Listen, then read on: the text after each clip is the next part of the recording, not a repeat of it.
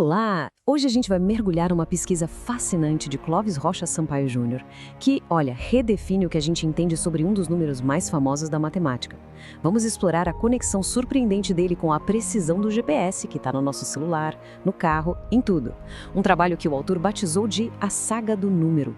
E para começar, já vou lançar uma pergunta meio provocadora. E se a matemática por trás do seu GPS, que guia tudo hoje em dia, tivesse uma pequena falha na sua base?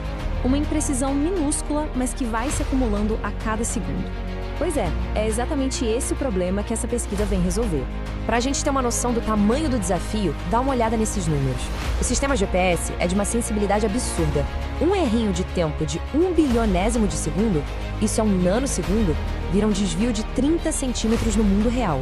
E o mais doido é que a causa disso não é só uma interferência qualquer, está na própria matemática que a gente usa. Então, de onde é que vem essa imprecisão toda? A resposta, por incrível que pareça, está num velho conhecido nosso desde os tempos da escola: o número π. A gente aprendeu que o π é um número irracional, né? Com aquela sequência de casas decimais que nunca acaba e nunca se repete. O problema é que isso força qualquer computador, por mais potente que seja, a cortar esse número em algum ponto, a usar uma aproximação. E é nesse arredondamento, por menor que seja, que o erro começa a nascer. E aqui que está o pulo do gato. Esses errinhos de arredondamento não acontecem só uma vez.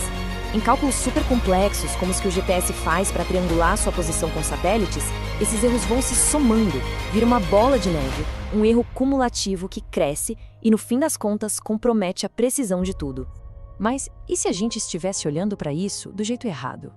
E se essa ideia de que o π é totalmente aleatório não for a história completa? É aqui que a pesquisa nos leva para uma proposta bem audaciosa. Uma nova forma de enxergar a racionalidade do número π. E essa é a grande virada da história. A proposta do autor Clóvis R.S. Júnior é que as casas decimais do π não são aleatórias. Elas, na verdade, seguem um padrão, uma lógica, que ele chama de racionalidade condicional. Pensa nisso como um código secreto que pode ser decifrado, em vez de um ruído sem fim. Se isso for verdade, a necessidade de arredondar simplesmente some. A gente passa a poder fazer cálculos exatos. Agora, uma teoria dessas tão ousada não pode ficar só no papel, certo?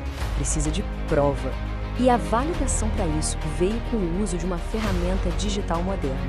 Vamos ver como essa ideia foi demonstrada usando o software GeoGebra. A metodologia usada foi, olha, genial na sua simplicidade. Primeiro, usaram o GeoGebra, que é perfeito para visualizar a geometria por trás dos números. Segundo, e aqui está a grande sacada, eles criaram um jeito de navegar de forma fluida entre diferentes planos matemáticos, o cartesiano, o isométrico e o polar. E o resultado? A modelagem provou que quando você usa divisões racionais, aquelas distorções causadas pelos arredondamentos simplesmente desaparecem. Tudo isso começa com uma figura que a gente conhece bem da matemática, o círculo unitário, aquele definido pela equação x² mais y² igual a 1. O objetivo central, como a gente vê aqui, era provar que qualquer ponto nesse círculo pode ser descrito com coordenadas exatas, perfeitamente racionais. Chega de aproximações e de números infinitos. Agora, a parte realmente fascinante são os resultados na prática. Dá uma olhada nessa tabela. Em vez daqueles números quebrados e aparentemente aleatórios que a gente espera da trigonometria, a modelagem no GeoGebra começou a revelar padrões, uma ordem escondida. Repara, por exemplo, nos valores de seno e cosseno para 30 e 60 graus. Eles são espelhados. Isso mostra que existe uma lógica ali. E isso significa que os algoritmos podem finalmente trabalhar com números finitos e precisos, eliminando a fonte do erro. Ok, a teoria foi provada, os resultados apareceram. E aí? O que isso muda no mundo real, no nosso futuro? Vamos explorar o impacto que essa nova linguagem matemática pode ter. E é aqui que o potencial explode. À esquerda, a gente vê a aplicação mais imediata: corrigir a trilateração do GPS. Ao trocar a aproximação pela exatidão, a gente está falando de reduzir o erro de metros para milímetros. É um salto de precisão absurdo. E à direita, a gente olha para o futuro: computação quântica, criptografia. Áreas onde o menor errinho de arredondamento pode invalidar um cálculo inteiro. Para esses campos, uma matemática exata não é só uma melhoria, é uma necessidade absoluta. E tem uma beleza quase poética nessa descoberta toda, que o próprio material captura nessa frase. A compreensão emergiu como uma luz, preenchendo o vazio com a beleza da matemática.